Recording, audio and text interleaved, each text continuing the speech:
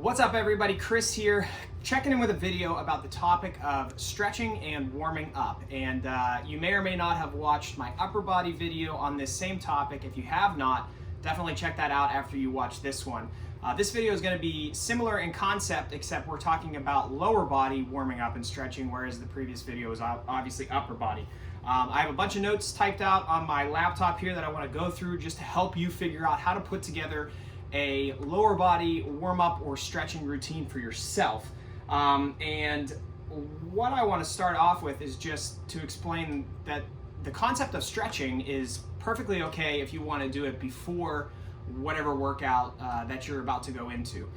Some people will tell you not to stretch before you lift weights. I do not believe that that is gospel. I think if you find that stretching before a weightlifting workout helps you, then that's something that you should do. And really just the overall focus of warming up or stretching before a workout should be about helping you get ready for whatever that workout is going to be that day. So if you want to stretch, I definitely encourage you to do that. Now the focus, kind of like I just alluded to, should be personalization though. So whatever the workout is, the concept is we want to get the muscles ready for that workout. So we want to prime our body to perform as best as we can.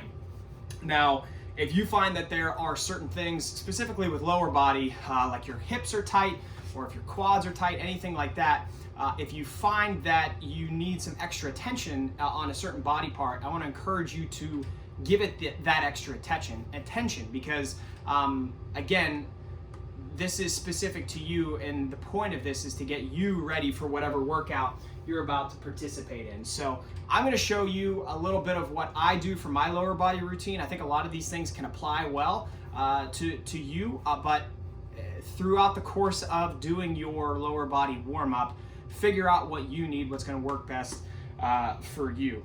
Now, the last thing I'll talk about before I get into it is this is not about warming up and stretching is much different than actually lifting weights or doing some other type of workout. We're not trying to push ourselves to the limit.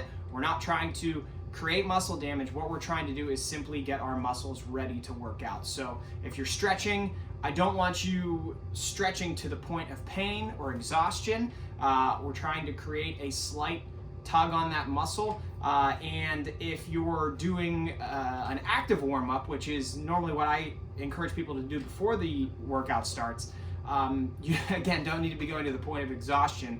Let's get a light sweat going. Let's get the blood flow into the muscles that we're about to work out. Let's get ready to work out. So let's dive into some of what I do. And what I normally do is I start out with this little piece of equipment, which is called a hip circle. If you have questions on where to get these, I can show you where to get them. I've got this one that I use is from Slingshot, but there are a lot of good ones out there that are pretty affordable. And what I will do is I will start by putting it just above my knees, and I will normally, in whatever gym situation I'm in, or if I'm in my home gym, I will normally just walk the length of whatever room I'm in and do it with my knees up to warm up my hip flexors, because whatever lower body movement I'm doing, if it's a multi-joint movement, if I'm doing any type of squatting, my hips are going to be involved. So that's the first way that I warm up my hips. And then from there, I move on to doing lateral movements like this to continue to get the blood in my hips and get my hips warm. If you move the band lower on your legs, it'll make it more difficult to do. So I'll normally start with it up high, and then I'll move it lower on my legs to make it a little bit more difficult, but again, not to the point of exhaustion, to the point of just getting myself ready to work out. So that's where I start, and then after that, I get down on the ground, which is, I think, where a lot of people go to do a lower body movement. And this next one might kind of surprise you, but I actually focus on warming up my back.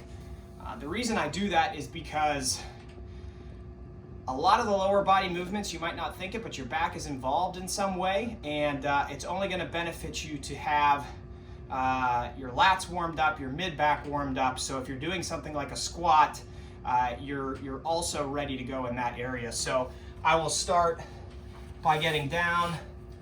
I I'll stretch out my lats by reaching across.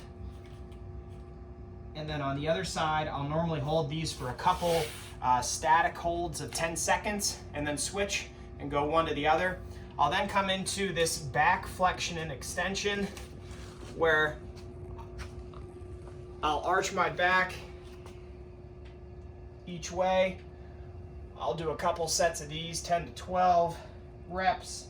Again, whatever I need to really start feeling good and get my back warmed up. And that kind of ends the back portion of things. Now, from there, I'm gonna take a foam roller, and this is where we get into some personalization. Something that I've noticed over the years is that I have extremely tight hips. And I think that's from years of squatting and deadlifting, and quite honestly, not giving this stuff as much attention as I should have. So I use a foam roller before my workout to just kind of continue to loosen up my hips. I'll roll it along my glutes like this and around my hip bone on the side. I'll do that on both sides. About 8 to 12 reps, again, a couple sets. That's how all these are. It's just, I do them until I feel ready to go. And then I'll roll out my IT band as well, where you're rolling the foam roller up and down the side of your leg. This is normally a pretty painful one if you've never done it before, but the benefits really pay off.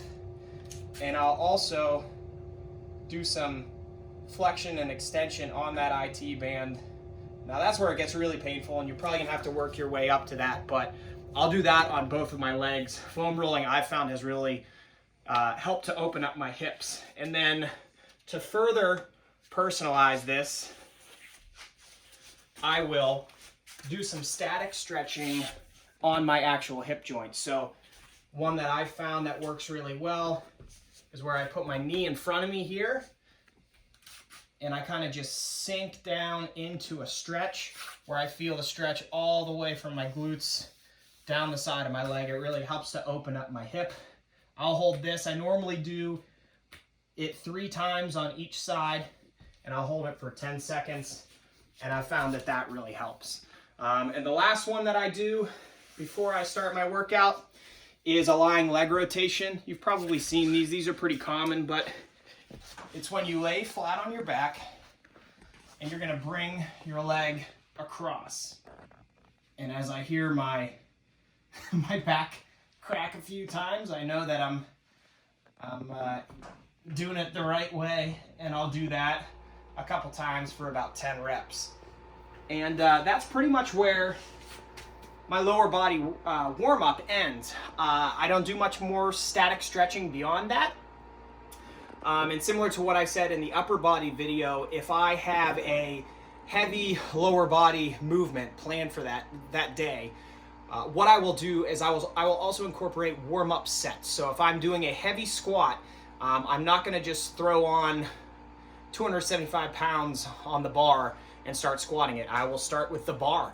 I will go to 135 pounds, then 185 pounds, then 225 pounds. I will do sets of 8 to 12 with all of those weights to work myself up to whatever that heavy weight is for the day, because that's just going to further prime my body for whatever the movement is that I'm doing that day. It'll help prime your CNS, it'll get your muscles firing, and it's going to help you reduce the risk of injury because you don't want to go into heavy movements like that cold. So that's a recommendation I have for you. Now, after the workout with lower body is normally where I do my static stretching, and you don't really have to get too creative with static stretching. A lot of those bread and butter movements that you probably learned in gym class in elementary school are really good. So, you know, just your standard hamstring stretch here, doing this 2 or 3 times, holding it for 10 seconds.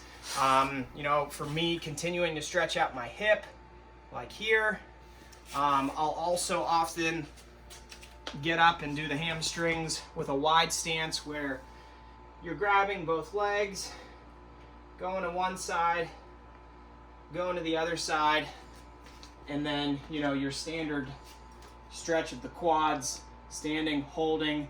And again, like I said at the beginning of the video, we're not going for muscle damage here. We're going for a slight pull on the muscle. And I don't even want to say the word pull, actually, because you could pull a muscle if you do this too intensely. We're trying to create a stretch. That's it. You're not gonna go from reaching here to touching your toes in a week or in a day. It's not gonna happen. What you need to do is focus on slowly taking steps. So if hamstrings are tight for you, and that's a muscle that you wanna get more flexible with your static stretching, start here and really feel your hamstring stretch. And do this each day, 3 sets, 10-second holds each time. And then see if you can get below your knees. And then see over time if you can work yourself to your mid-shin, into your ankle, top of your feet, and then your toes.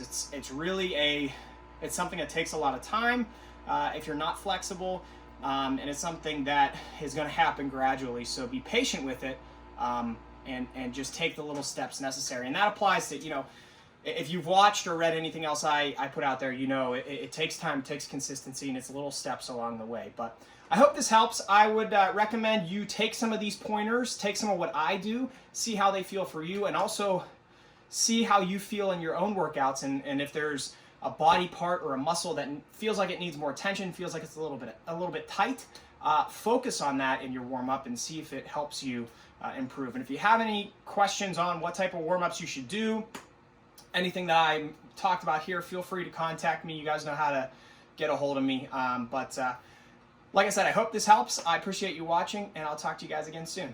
See ya.